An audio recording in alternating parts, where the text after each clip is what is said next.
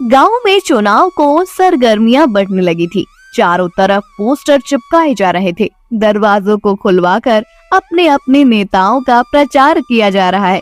इस बार गांव में तिलक राम का बोलबाला था।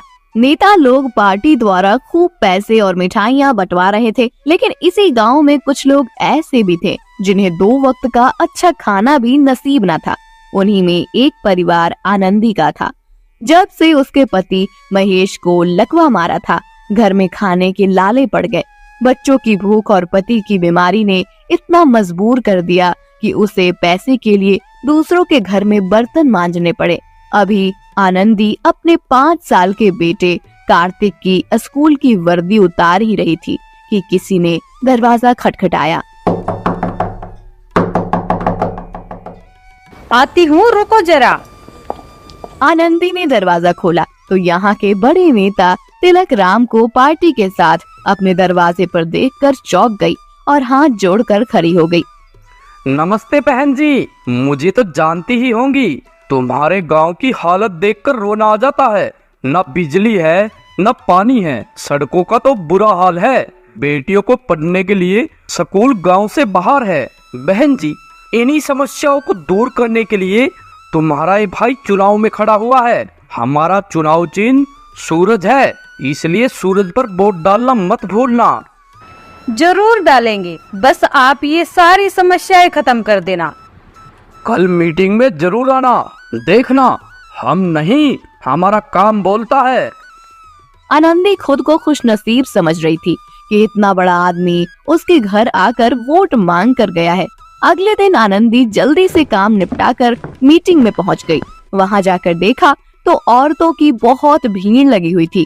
नेताजी स्पीकर पर बोल रहे थे, माता और बहनों, मैं इस गांव से गरीबी का नामो निशान मिटा दूंगा। बस आप लोगों का साथ मेरे साथ रहे, वोट सूरज पर ही देना। तभी सबकी तालियां बजने लगी और नारे लगने लगे। तिलक भैया की जय, तिलक भैया की जय। जब तक सूरज चांद रहेगा तिलक भैया का नाम रहेगा। जन जन की है यही पुकार, तिलक भैया आपकी बार। जन जन की है यही पुकार, तिलक भैया आपकी बार। तिलक राम ने वहाँ मौजूद सभी लोगों में मिठाई बांटी। उसने उन सबको अगले दिन रैली में चलने के लिए कहा और हर रैली में जाने के लिए 200 रुपए देने का वादा किया। मिठाई देकर आनंदी की आंखें खुशी से चमक उठी। इतनी अच्छी मिठाई तो उसने शादी के बाद कभी नहीं खाई थी। वह मिठाई का डिब्बा लेकर फटाफट घर पहुंची, जहां उसका बीमार पति और बेटा उसका इंतजार कर रहे थे। अरे आनंदी, तुम कहाँ चली गई थी? मैं कब से तुम्हारा इंतजार कर रहा हूँ।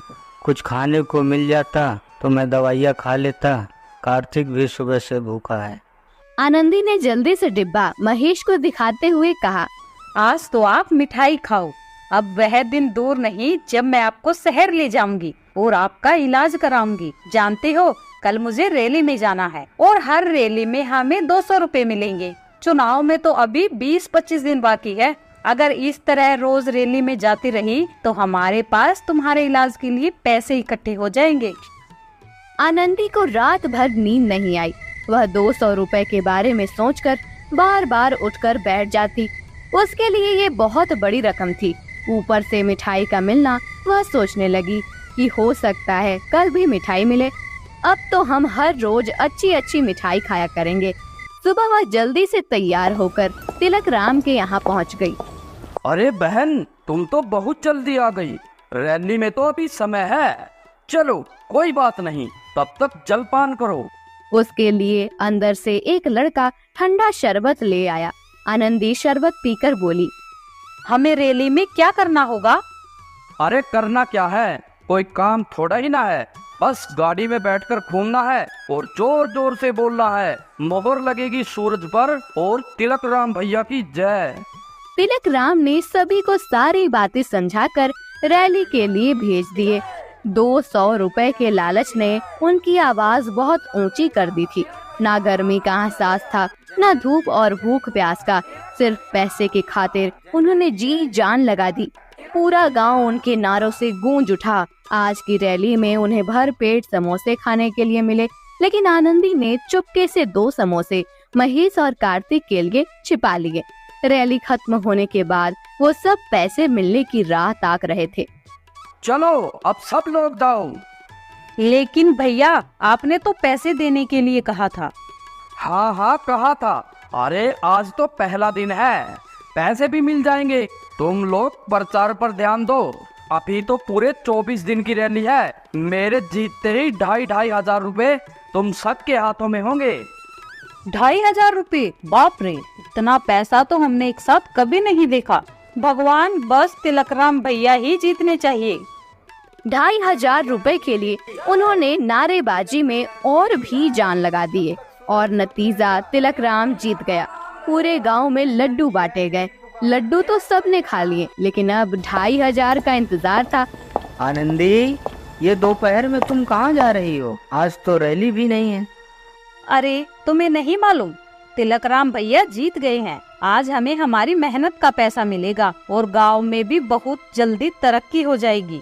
मैं तुम्हें फिर शहर के बड़े और अच्छे अस्पताल में ले जाऊंगी।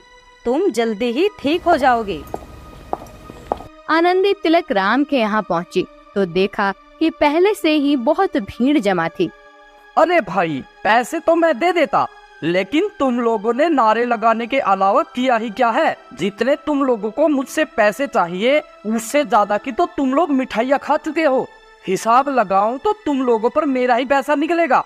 अब जाओ यहाँ से, सिर दर्द मत करो।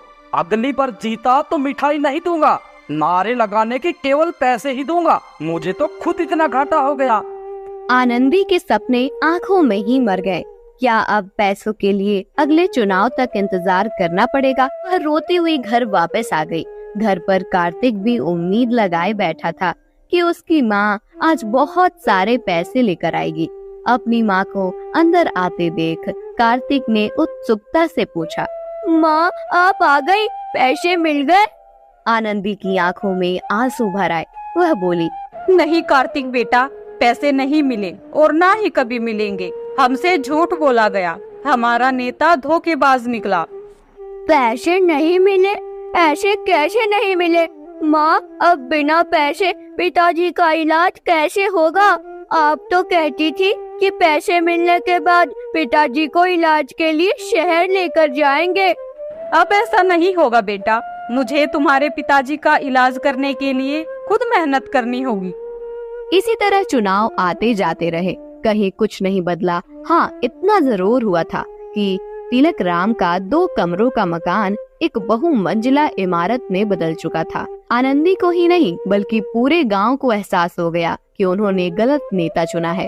पैसों के लालच में उन्होंने एक गलत आदमी का साथ दिया, लेकिन ये उनकी गलती नहीं थी। मजबूरी इंसान से कुछ भी करा लेती है। क्या पता कि अगले चुनाव में दूसरा नेता भी ऐसा ही हो। इसलिए उन्होंने चुनाव से उम्मीद लगाना छोड़ दिया। सुंदरपुर नामक एक छोटे से गांव में बुजुर्ग दीनानाथ अपनी पत्नी कमला और बेटे पंकज के साथ रहते थे। पंकज, जिसकी शादी हो चुकी थी, उसकी पत्नी टीना अपने सास ससुर के साथ बहुत बुरा व्यवहार करती थी। एक दिन काम पर जाते समय पंकज अपने माँ बाबूजी के कमरे में जाकर कहता है, पिताजी, मैं काम पर जा रहा हूँ, आपको कुछ चाहिए क्या? दीनानाथ जी बोले, नहीं बेटा, हमें कुछ नहीं चाहिए। अगर बहू को पता चलेगा तो घर में बेवजह झगड़ा होगा। हम नहीं चाहते कि हमारी वजह से हमारा बेटा परेशानी में आ जाए। पंकज जैसे ही कमरे से बाहर आया तो बाहर उसकी पत्नी टीना खड़ी थी। उसने गुस्से में पंकज से कहा, मुझे तो कभी नहीं पूछते, अपनी माँ और पिताजी से ही पूछते रहते हो। पंकज अपनी पत्नी से बोला, ऐसा नहीं है टीना, तुम तो अपनी जरूरत की चीजें बोल देती हो, पर वो लोग कुछ नहीं बोलते।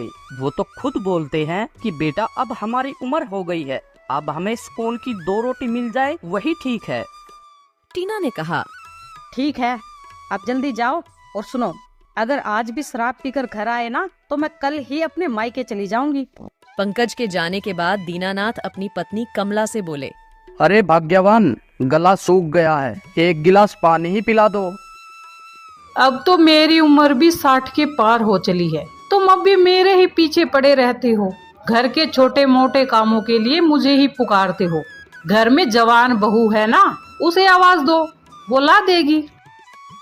बहू तो सारा दिन मोबाइल में बिजी रहती है, बेटा शाम को शराब पीकर घर आता है। इनकी हरकतें बाहर बताऊं तो बदनामी अपने घर की ही होगी। आज थोड़ा कमर में दर्द है, वरना पानी में अपने आप उठकर पी लेता। तुम तो हमेशा घर के लोगों की बुराई करते रहते हो। ये सब है तो तुम्हारा ही परिवार। मैं ले आती हूँ तुम्हारे लिए पानी, वरना तुम्हारी बकबक खत्म नहीं होगी। कमला बहू के कमरे की तरफ जाने लगी। घर में एक ही फ्रिज था और फ्रिज बहू के कमरे की दीवार से सटा था। कमला ने फ्रिज देखा तो फ्रिज के अंदर पानी की सभी बोतलें खाली पड़ी थीं। कमला खाली हाथ वापस जाने लगी तो बहू के कमरे से आवाज आ रही थी। वह फोन में पंकज को धमका रही थी।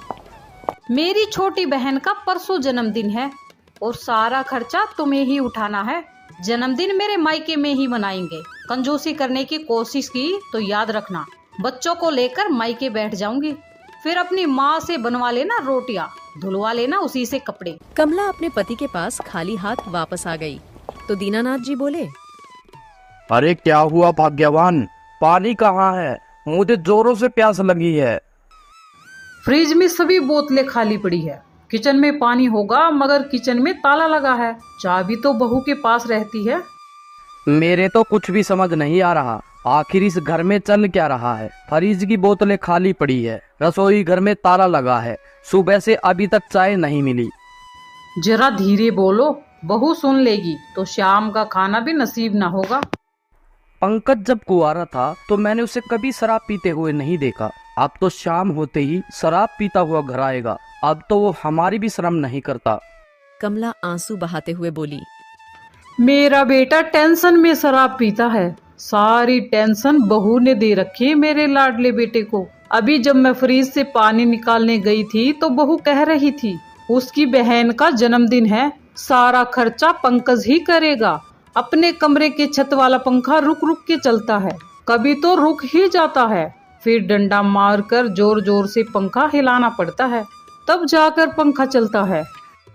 अयोध्या में राम मंदिर का निर्माण हुआ है, सुना है वहाँ दिन रात लंगर चलता है। क्यों ना हम दोनों घर बार छोड़कर मंदिर में ही डेरा डाल ले।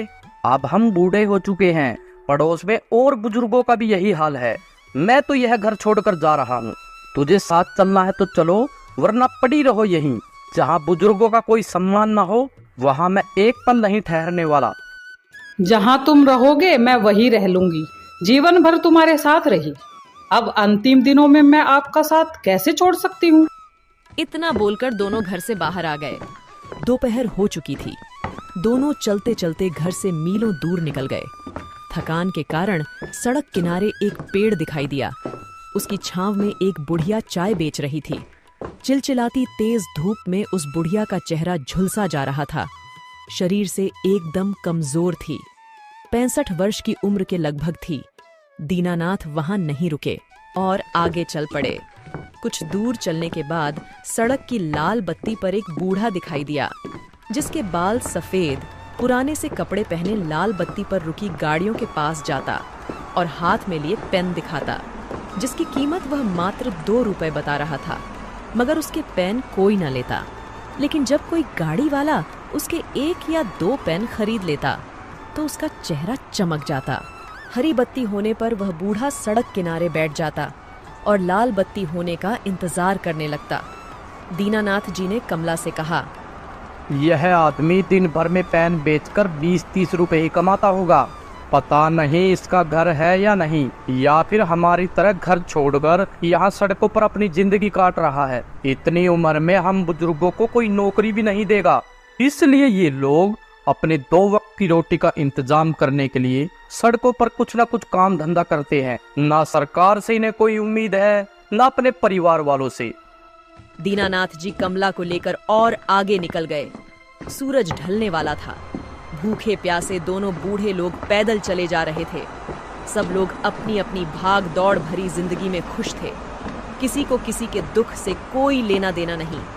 आगे फ्लाईओवर के नीचे पहुंचने पर दोनों रुके तो वहां कई बुजुर्ग मिले, जो फटे कपड़े पहने पशु समान अपनी जिंदगी जी रहे थे।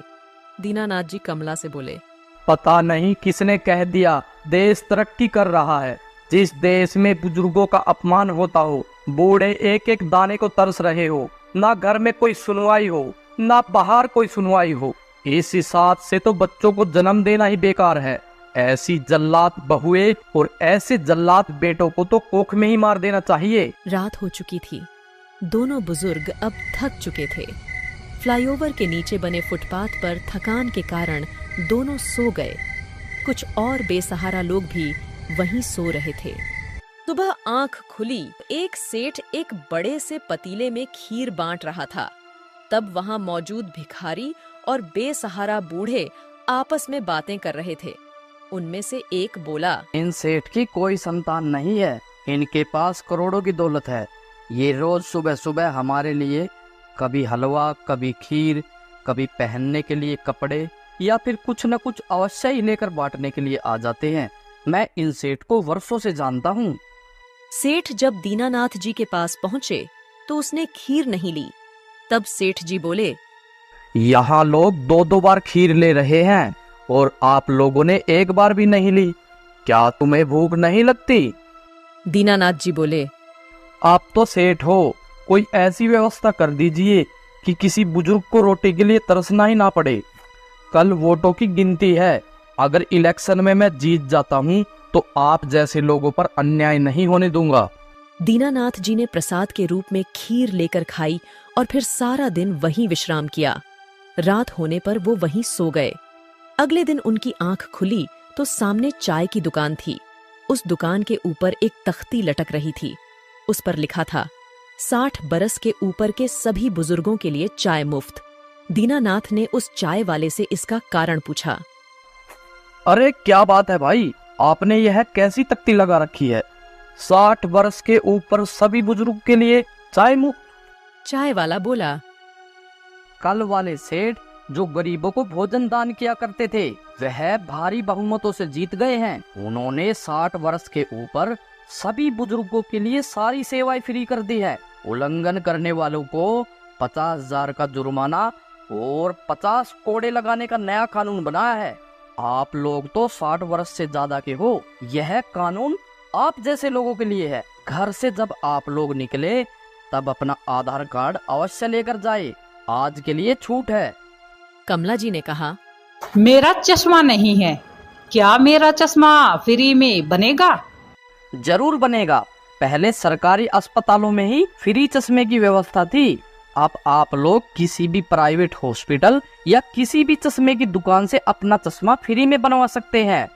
दीनानाथ और कमला जी ने खुशी खुशी एक एक गर्मा गर्म चाय पीकर मन को संतुष्ट किया और आगे चल पड़े। कुछ दूर चलने के बाद दीनानाथ ने कमला से कहा, अरे भाग्यवान, यह तो बड़ी खुशी की बात है। पता नहीं क्यों आज मेरा कुल्फी खाने का मन है। चलो देखते हैं, वह सड़क पर खड़ा कुल्फी वाला भी हमें खाने को कुल्फी देगा या नहीं।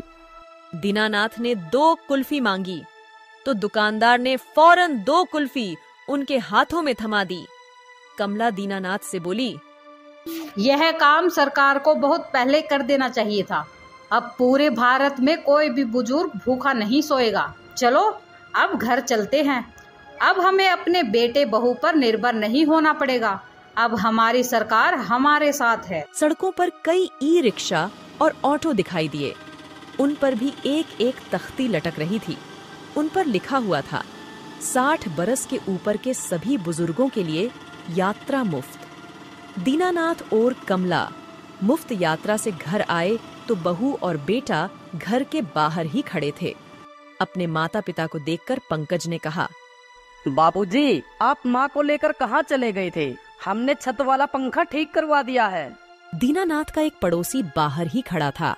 उसने पंकज से कहा, क्यों बच्चों, निकल गई ना हवा? यह जो नई सरकार आई है, देश के सभी उन घरों में कैमरे लगवा दिए हैं जहां कोई बुजुर्ग 60 साल से ऊपर का है और उनका सीधा लाइव नजदीक के स्टेशन में होगा। अगर किसी बुजुर्ग का अपमान हुआ तो 50,000 रुपए का जुर्माना उनकी संतान को भरना होगा और 50 कोड़े अलग से पड़ेंगे। दीनानाथ जी कमला को लेकर घर के अंदर आ गए और बहू और बेटों को आवाज लगाई। पंकज और टीना दौड़कर अंदर आए। दीनानाथ जी बोले, बहू, तुम अपनी सास के पैर दबाओ और पंकज तुम मेरे पैर दबाओ। काफी लंबा सफर तय करके हम घर वापस लौटे हैं। ठीक से पैर दबाना वरना हम चिल्लाने की एक्टिंग करेंगे और सामने सीसीटीवी कैमरे के जरिए थाने में बैठी पुलिस तुमसे 50,000 रुपए जुर्माना और 50 कोड़े की सजा देगी। तुम जैसी निकम्मी औलादों को ठीक रास्ते पर लाने के लिए हमारे देश में ऐसे ही कानून बनने चाहिए